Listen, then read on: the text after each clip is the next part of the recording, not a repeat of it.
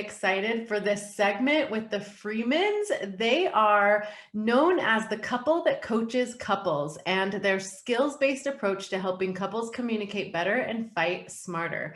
Their second book, The Argument Hangover, just hit shelves in 2021 and launched as a #1 new release.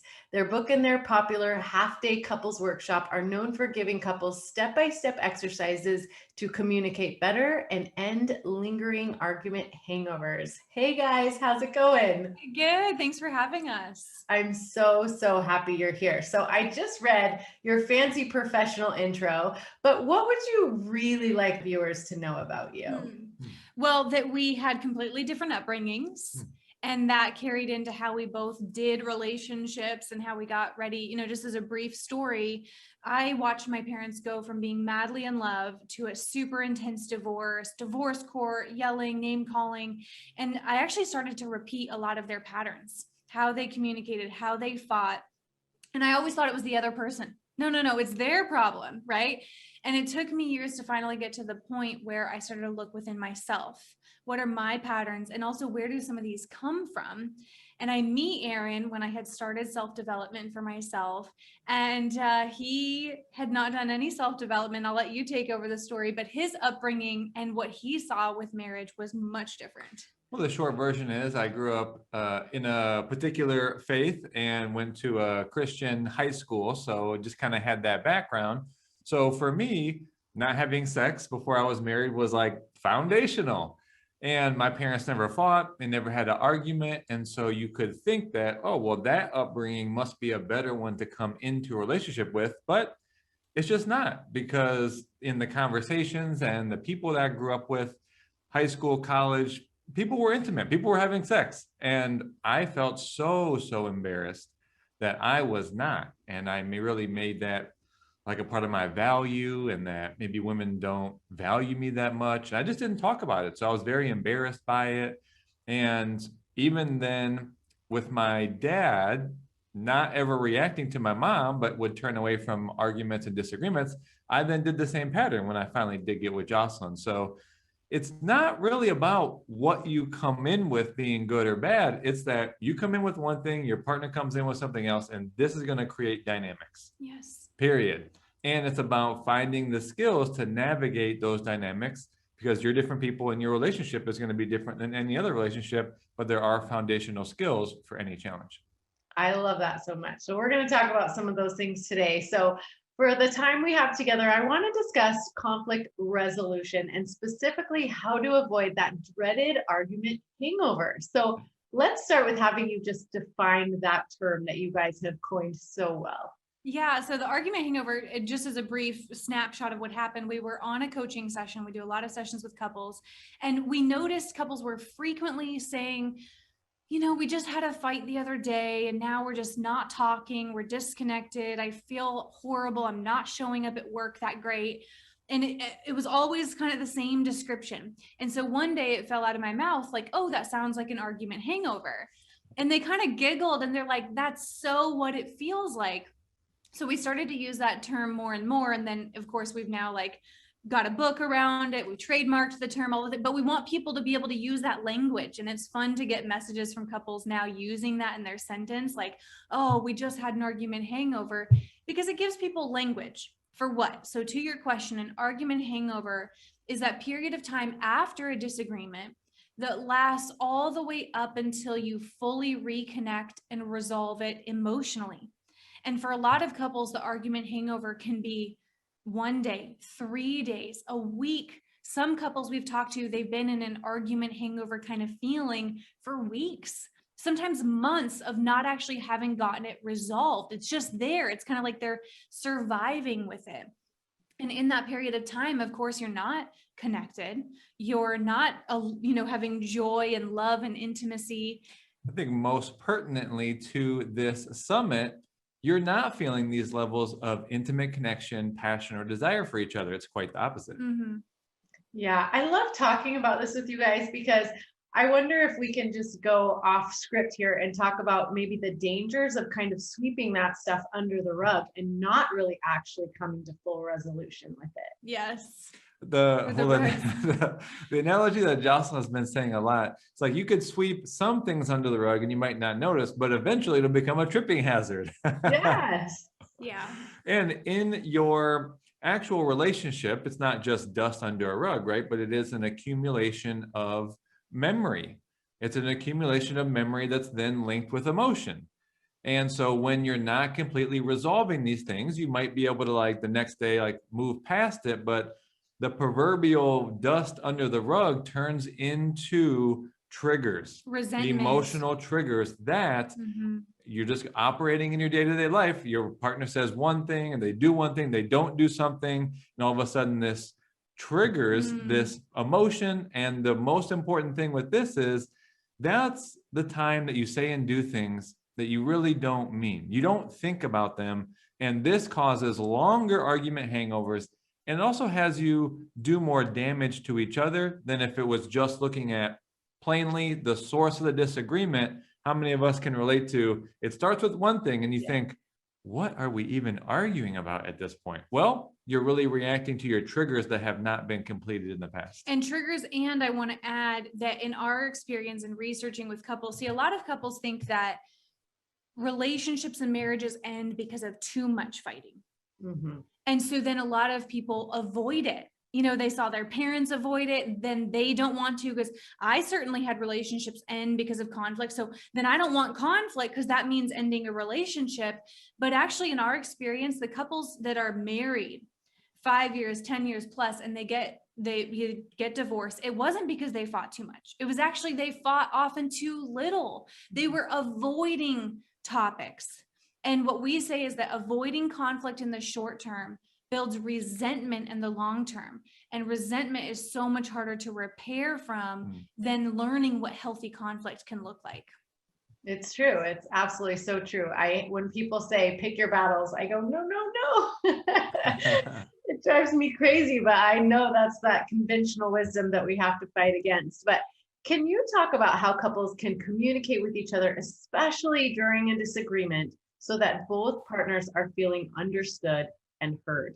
Well, it's interesting too, because we have a slightly different approach to communication because, you know, in the relationship space, everyone's like, communication is the key. And everyone's like, oh, I'm tired of hearing that. It's clear, but how do you actually communicate? So we actually, again, we're big, like kind of researchers. We like to see patterns and things like that. And we found that there are actually 4 different communication personality types.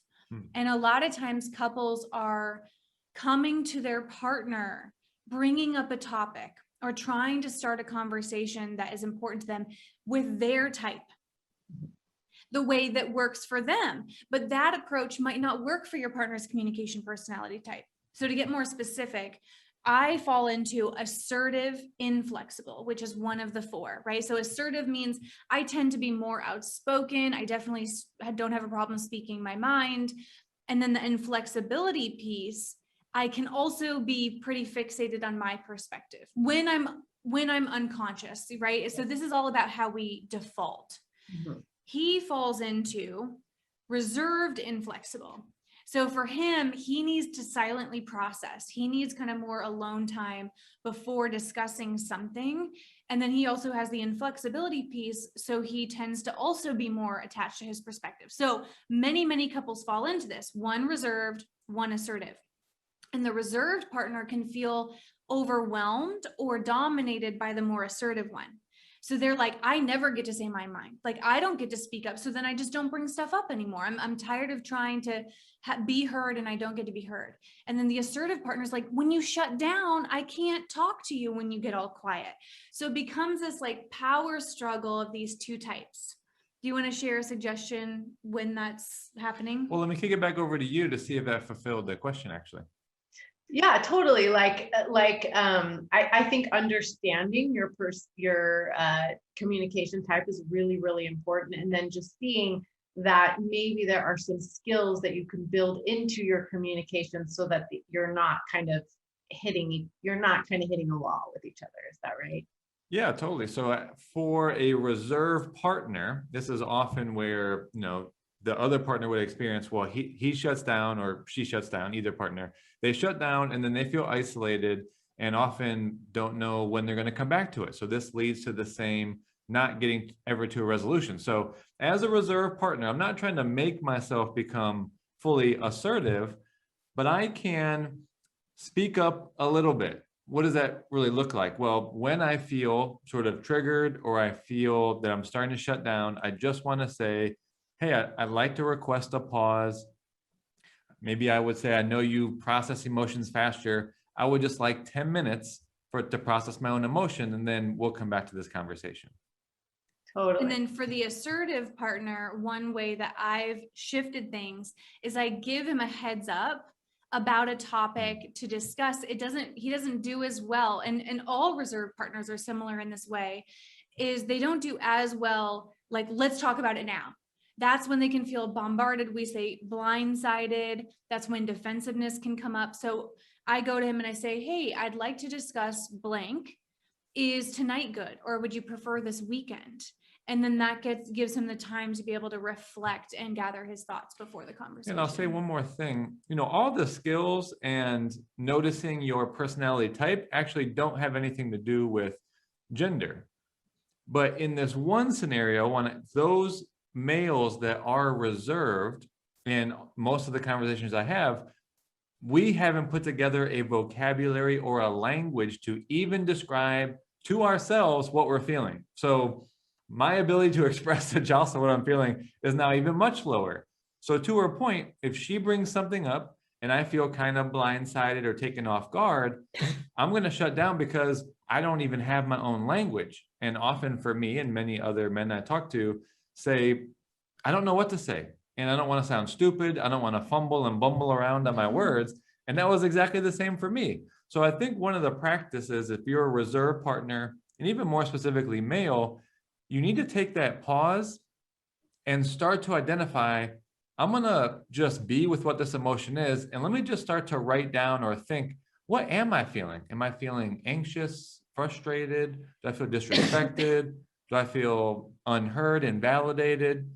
That I'm not valued? So you want to start to build that up, because now I build my capacity and ability to express to Jocelyn later. So when she said, hey, I want to talk about this topic, I'm like, great, get my language together. And now I can come back and actually express what's been going on for me. That's really interesting, even in terms of this summit, because we're talking about intimacy. And so what's happening is a lot of, if the people are watching all of these presentations, they're starting to build up a language around intimacy and what they're really wanting and needing out of intimacy with their partners. And so, but most of them, their partners aren't really watching this, right? And so now they're going to try and go communicate what they've learned and what they want to try to build into their intimate relationship. And so it's really important to be aware that maybe if your partner is more reserved, that they should give them like a heads up, like, hey, I'd love to have a conversation about our intimacy. So maybe collect your thoughts or whatever, and we'll reconvene at this time. Like, I think that. Yes. And if I can add too, because intimacy is something that comes up. We actually just had a session right before this, and the couple was kind of just saying like, yeah, there isn't a ton of intimacy for us. And they didn't even mean just physical. They also meant emotional. And one of the common threads is, women tend to be more expressive about, I want to be understood. I want my emotions to be okay. And that's part of how they feel more open to even physical intimacy. Right. But we hear a lot from men. I want to feel safe to share my emotions too. And what we see is that unintentionally, and if you're watching, we're not saying you have bad intentions or that you're even trying to do this consciously, but we can, especially the assertive ones. So if you're watching and you're like, okay, I'm an assertive one, this is especially for you. We can sometimes take what our partner is saying, and especially the emotions they're experiencing, personally. Then we make it about us. Then we're now processing through our stuff, and they're like, what the heck? It was about me a minute ago. And intimacy, and I have this graphic that I had posted, which is like, people think of intimacy as like being close, physically, emotionally. A lot of times what's separating you from being intimate is all the clutter in the space. Mm-hmm. And that's conversations you haven't resolved. That is not validating each other's emotions. That's unrepaired conflict. So it's clutter. And you can't just make intimacy happen on top of clutter. You got to clean that out and intimacy will come back together.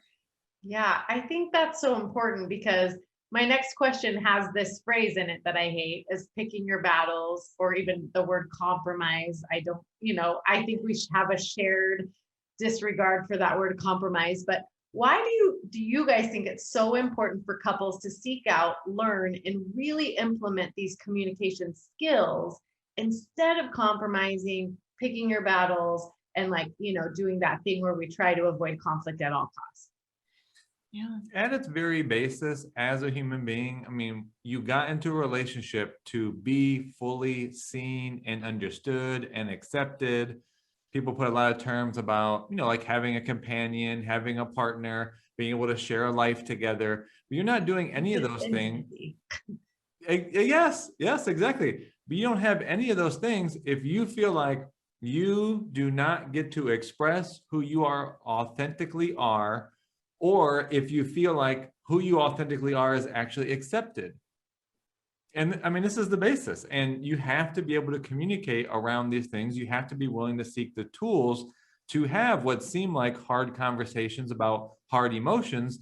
But if you can trust us, having those conversations, being vulnerable enough, and having a partner with the skills that you feel you can share something that's the most vulnerable, and this partner fully accepts it and empathizes with you, that only leads to everything you've wanted. Mm-hmm. It only leads to more connection, more understanding, that drives passion, that drives attraction. So true intimacy. I mean, if you're interested in any of those things. And, I'm fired up from what you're saying too, because, people often want the romanticized view of intimacy, which they see in the movies, the pushing the person against the wall, and the passion, the rabbit, and the date nights and the vacations. And, that's a lot of times what people's perception is of intimacy. When really genuine intimacy that's behind closed doors, when you've been together 10 years and you don't have that as crazy passionate of sex as that, you absolutely can. But for a lot of couples, it starts to look different. The real lasting intimacy is from what you said: vulnerability, authenticity, sticking through hard conversations, getting to know deeper parts of each other. And that's where you can actually reach new levels of intimacy you didn't know were possible. Yeah, I love that, because you touched on this idea that I'm actually working on a book right now. Nice. And so I've been interviewing couples that have been married for over 50 years. And what I'm seeing all these common threads that are just so incredible to me. But really what I'm seeing is the level of intimacy that, as they grow together and as they experience so many things together, and they've been in so many, they've had trials, they've come together, they've hurt each other, they've repaired all the things, then they just start to accept each other exactly as they are. They've seen the good, the bad, and the ugly. And it's like, we love each other more now, right? And it's like, that goes against the conventional wisdom that, you can't maintain a long-term passionate relationship. It gets old, it gets stale. Like, you don't have to let that happen if you're willing to grow and allow yourself to be seen fully by this other person. It just gets deeper and richer with time. It's so beautiful. But you have to be willing to go to those scary places, right? Absolutely. Mm-hmm. Well, emotion is the juice of your experience of life. And so, and I mean, I'm going to say this because we probably talking to 2 or 3 couples that we're currently coaching, and they literally say, when we have physical sex, I don't end up feeling any closer to them anymore. So it really is understanding that there's sex as an action or an activity, but that can be void of emotion or the juice of the experience. And often early on, those things are kind of merged in a way where you don't see the difference between the two. But over time, with anything, if you did the exact same activity over time, it loses a certain juice. And so, yeah, you can continue in the activity of sex, but unless you're willing to dive into the energy and the emotion and the experience and playing in the world of uncertainty, and the unknown in all that, which brings excitement, it brings enthusiasm, then you're just doing the same thing, and the activity is not the same as the experience. Totally, totally. What is your best advice for historically conflict avoidant couples? So we're talking about couples who are watching this and they're like, we sweep things under the rug, we avoid conflict at all costs. But maybe one of the partners is watching and thinking, I've built up a lot of resentment and that's keeping me disconnected from my partner. Where can they start to kind of change that dynamic in their relationship? Yeah, absolutely. So, we're big advocates of what we call a family meeting. And so sometimes people are like, well, when would I bring it up? And, I don't want to, my partner's tired at the end of the day. I don't want to bring it up then. And then we have soccer on the weekend, and it becomes this whole, when do I bring it up? And you don't want to blindside your partner. That could lead to defensiveness and to an argument that's unintended. And so we're big advocates for you going to your partner and saying, hey, I heard about this idea of doing like a family meeting, and they suggest doing it weekly, and it's a way for us to touch base, check in on each other, make sure we're on the same page and, talk through anything that we need to. Would you be up for trying one on a walk this Sunday? Right? So you're kind of proposing it that way. And then you just want to start subject by subject. So we actually have a family meeting worksheet, and it actually has you kind of self-assess, both of you, each area. But maybe if you're full blown in resentment, you might not be ready to talk about all of them, but could you start with one? Could you just be like, today I'm going to bring up family, or, today I'm going to bring up our finances, and just start one topic at a time and start to focus on how can we both feel understood. And you actually want to create ground rules for the conversation. You don't have to call it that, but you'd want to say, okay, great. On this walk, talking about blank topic, let's make sure we don't interrupt each other. Let's make sure we both listen to each other.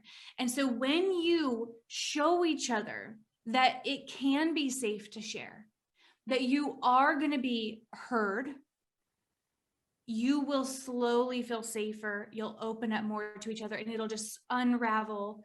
Like the resentment will unravel.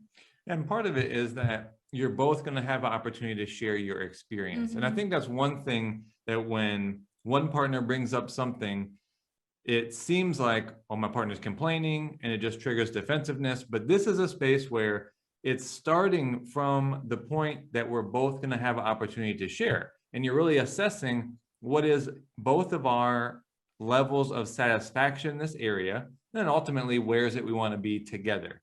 So it's a very collaborative conversation, which when most couples try to bring up something that they've been holding on to, it seems very one-sided. So it just puts the other person kind of on their heels, backing up and kind of defensive. And I loved your suggestion, Jocelyn, about starting with something small, right? You don't have to unravel the entire, history of your resentment, but maybe start with something small where you're both being heard, and then just, you've started to build up that trust and keep going. Mm-hmm. Yeah, exactly. That's so good. So let's get a little bit personal here for just a second, and imagine that one day you wake up and you realize you've allowed life, kids, let's just say you have a baby, and you realize that you've allowed all of that to take precedence over each other. And now you're feeling disconnected. So I want to know what you, Jocelyn, and you, Aaron, would do to, once you realize this was happening, to rebuild your relationship, reignite the spark, and bring the fun back into your partnership. Oh gosh, I want to answer your exact question, and it's a little bit harder for me because we just have so many things in place to prevent getting there. For example, can I go into that, like some ways we even prevent getting from there? Because so to be connected to your partner, you also have to be connected to yourself. So one thing that is simple that we do, and most couples don't do, but it's huge, is having time alone in the morning, where we're setting our intention, we're meditating, we're reflecting on how am I feeling, what do I need, like what's my experience of life, and then we can show up better for each other. So number one, we're connected to ourselves. Then we also connect every single day. We go on an undistracted walk with no devices. We check in at the end of the day, and we have a weekly check-in. So we have morning, daily check-ins and weekly. And so again, we don't have a perfect relationship. I don't want anyone to hear that. We bring up things all the time that's like, hey, I'd like to work on this, or hey, I've been feeling this, but we catch it daily, weekly.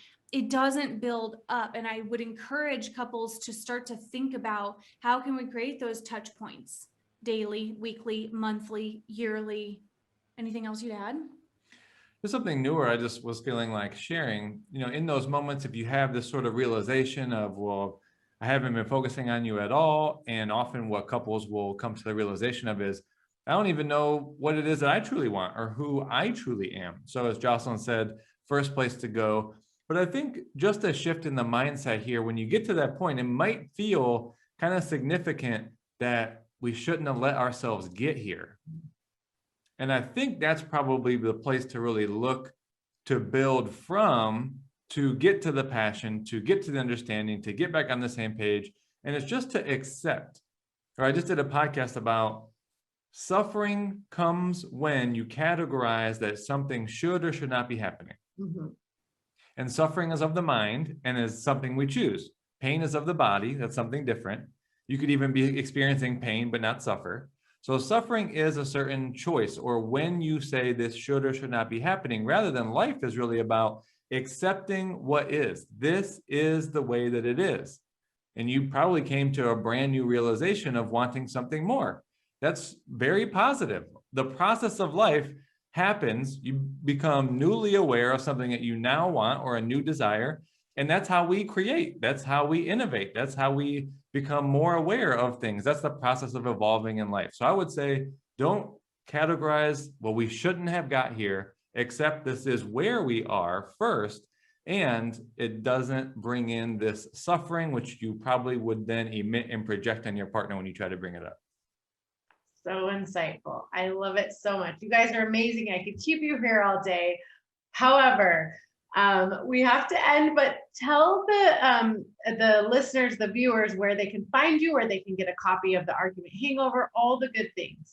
Yes, thank you for asking. So number one, you can get a copy of The Argument Hangover and $200 worth of bonuses. We give a communication and conflict course, a workbook, a 90-minute training on being better communicators and listeners. And that's free, $200. And you go to theargumenthangover.com. You'll see the retailers listed, and then you put your receipt number to claim the bonuses. And yeah, that's incredible. So theargumenthangover.com. And then we're very social on Instagram. That's where you can keep up to date for when we do different workshops and web classes. And we're meet_the Freemans. You've met the Freemans. Now you can go to Meet the Freemans, which also happens to be our website URL as well. Awesome. Well, thank you guys so much, and we will keep in touch. Thanks for having us. To learn more ways to deepen your intimacy and strengthen your relationship, make sure you watch this video next.